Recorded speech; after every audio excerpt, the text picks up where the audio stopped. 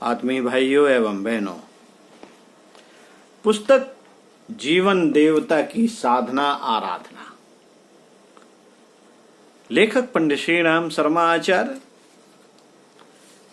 आपको पृष्ठ 43 से पढ़कर सुनाते हैं। विषय है आराधना और ज्ञान यज्ञ।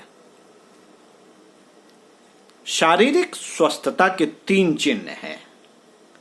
पहला खुलकर भूख, दूसरा गहरी नींद, तीसरा काम करने के लिए स्फूर्ति। आत्मिक समर्थता के भी 3 चिन्ह हैं। पहला चिंतन में उत्कृष्टता का समावेश, दूसरा चरित्र में निष्ठा और तीसरा व्यवहार में पुण्य परमार्थ के पुरुषार्थ की प्रचुरता। इन्हीं को उपासना, साधना और आराधना कहते हैं। आत्मिक प्रगति का लक्षण है मनुष्य में देवत्व का अभिवर्धन। देवता देने वाले को कहते हैं। दूसरे शब्दों में इसे धर्म धारणा या सेवा साधना भी कह सकते हैं। व्यक्तित्व में शालीनता उभरेगी तो निश्चित रूप से सेवा की ललक उठेगी। सेवा साधना से गुण कर्म स्वभाव में सदाशयता बढ़ती है। इसे यूं भी कह सकते हैं कि जब शालीनता उभरेगी तो परमार्थरत हुए बिना रहा नहीं जा सकेगा। पृथ्वी पर मनुष्य शरीर में निवास करने वाले देवताओं को भूसुर कहते हैं। यह साधु और ब्राह्मण वर्ग के लिए प्रयुक्त होता है।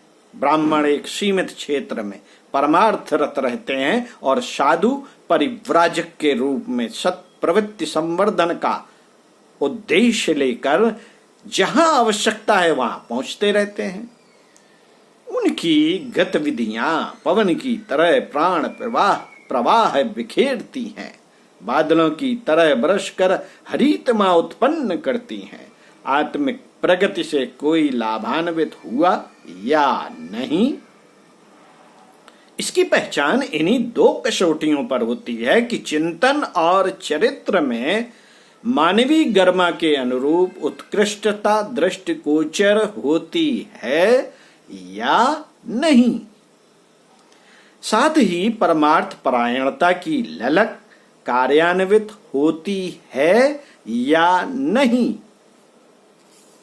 मित्रों, मोटे तौर पर दान पुण्य को परमार्थ कहते हैं, पर इससे विचारशीलता का गहरा पुट रहना इसमें आवश्यक है।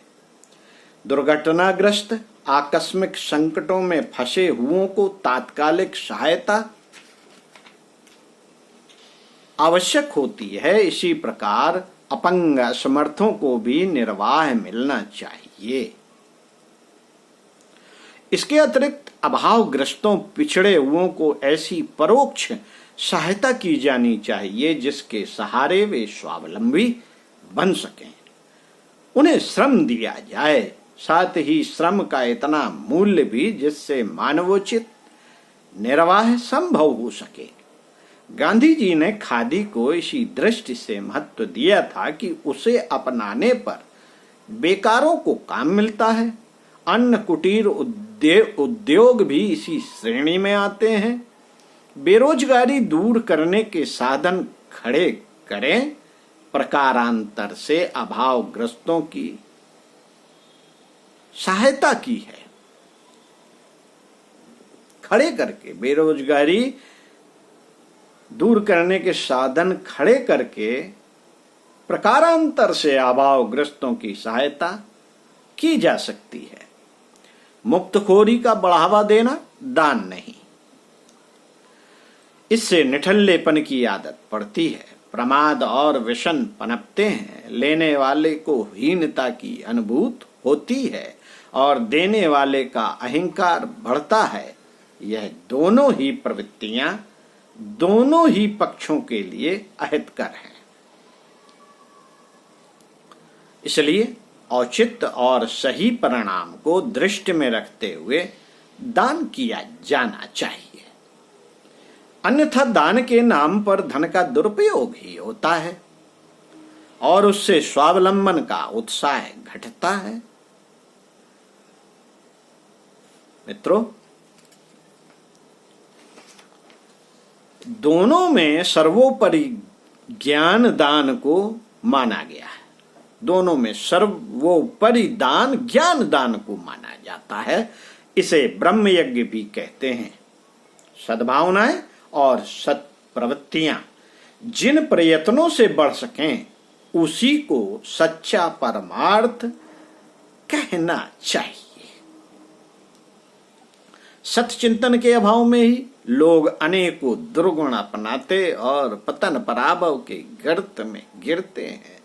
यदि यही चिंतन कर सकने का पथ प्रशस्त हो सके तो समझना चाहिए कि सर्वसमर्थ मनुष्य को अपनी समस्याएं आप हल करने का मार्ग मिल गया। अपंगों, असमर्थों या दुर्घटनाग्रस्तों को छोड़कर कोई ऐसा नहीं जो सही चिंतन करने का मार्ग मिल जाने पर ऊंचा उठ न सके, आगे न बढ़ सके, अपनी समस्याओं को आप हल न कर सके। इसलिए आत्मिक प्रगति के लिए प्रधानतया यही नीति अपनानी चाहिए कि लोकमानस के परिष्कार के लिए, सत प्रवृत्ति संवर्धन के लिए अपनी योग्यता और परिस्थिति के अनुसार भरसक प्रयत्न किया जाए।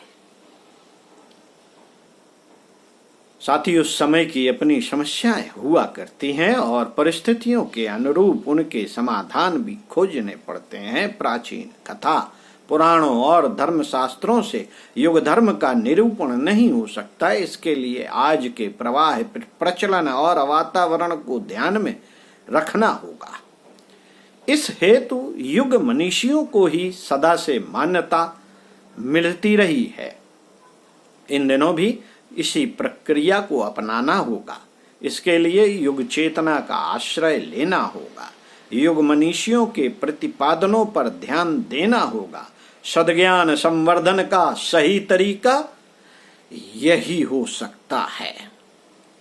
साक्षरता की तरह ऐसे सद्ज्ञान संवर्धन की भी आवश्यकता है जो व्यक्ति और समाज के सम्मुख उपस्थित समस्याओं के संदर्भ में समाधान कारक सिद्ध हो सके। आत्मोत्कर्ष के लिए आराधना का, सेवा साधना का उपाय इसी आधार पर खोजना होगा। लोकमानस का परिष्कार और सत प्रवृत्ति संवर्धन को सर्वोच्च स्तर का आधार मानते हुए बौद्धिक, नैतिक और सामाजिक क्षेत्रों में युग धर्म की प्रतिष्ठापना की जानी चाहिए। मित्रों, कहा जाता रहा है कि विचार क्रांति की, ज्ञान की साधना में सभी दूरदर्शी विवेकवानों को लगना चाहिए। इसी निमित्त लेखनी, वाणी तथा दृश्य श्रव्य आधारों का ऐसा प्रयोग करना चाहिए जिससे सर्वसाधारण को युग धर्म पहचानने और कार्यान्वित करने की प्रेरणा मिल सके। सर्वजननीन और सर्वभौम ज्ञान यज्ञ ही आज का सर्वश्रेष्ठ परमार्थ है। इसकी उपेक्षा करके सस्ती वाहवाही पाने के लिए कुछ भी देते, बिखेरते और कहते लिखते रहने से कुछ वास्तविक प्रयोजन सिद्ध होने वाला नहीं।